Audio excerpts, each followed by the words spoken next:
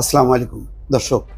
আওয়ামী লীগের ঝটিকা মিছিল ঠেকাতে পুলিশ রীতিমতো তৎপর এবং দিশেহারা অবস্থা। হঠাৎ হঠাৎ করে বিভিন্ন জায়গা থেকে ঝটিকা মিছিল বের হচ্ছে।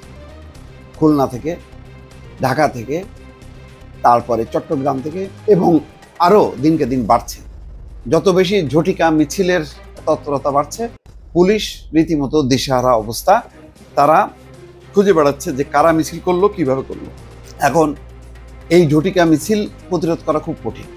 এটা অনেকটা গেরিলা কায়দায়, মানে এমন যেমন একটা চট্টগ্রামে একটা মিছিলের সময় শুরু থেকে শেষ পর্যন্ত সেটা হিসাব করেছে প্রথম আলো 1 মিনিট 11 সেকেন্ড। 1 মিনিট 11 সেকেন্ডের মধ্যে একটা মিছিল যদি হয়ে যায় এবং দ্রুত এটা ফেসবুকের সেটা মানে ভিডিও চিত্র আকারে ফেসবুকে চলে আসে, এটা কেমনে ঠেকাবে?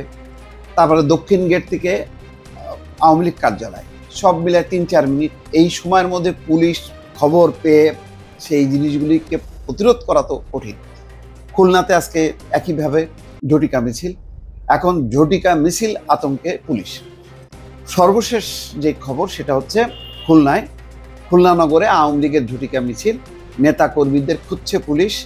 রোববার সকাল 7:30টার দিকে, দেখেন 7:30টায়, তাও টাইমটা দেখেন, 7:30টায় তো তখন অনেকে ঘুমের থেকেই ওঠে না।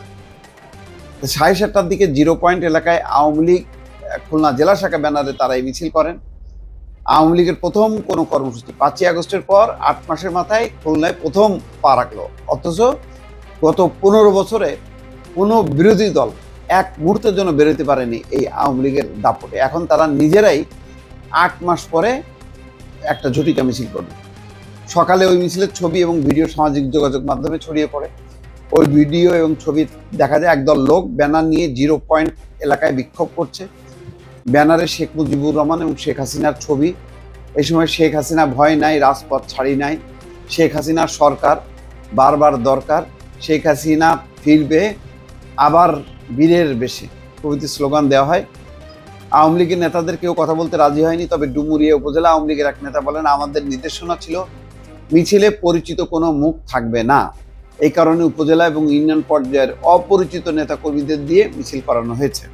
0 পয়েন্ট এলাকাটি খুলনা মেট্রোপলিটন পুলিশের হরিণটানা থানার মধ্যে। থানার ভারপ্রাপ্ত কর্মকর্তা খালিল বাশার বলেন, হঠাৎ গাড়ি থেকে নেমেই ঝটিকা মিছিল করে পালিয়ে গেছে আওয়ামী লীগের নেতাকর্মীরা। সকালের দিক হয়, এই সময় রাস্তাঘাট অনেকটা ফাঁকা ছিল। পুলিশ মিছিলকারীদের আটক করতে তৎপর আছে।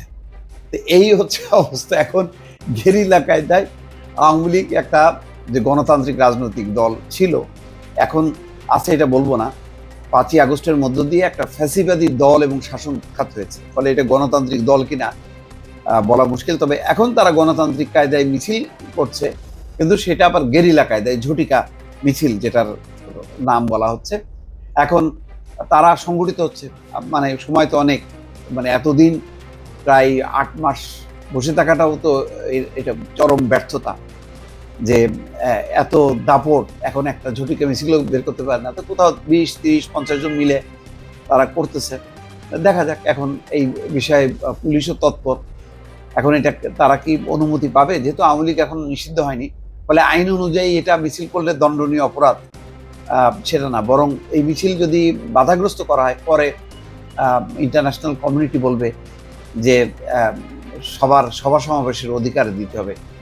কিন্তু এই অধিকার তো জনগণ আসলে কেড়ে নিয়েছে, এবং এটা যুক্তিসঙ্গত যে এমন একটা ফ্যাসিবাদী শাসন ছিল, যে শাসনটা দমন করতে শত শত মানুষ, হাজার হাজার মানুষ বুকের রক্ত দিতে হয়েছে।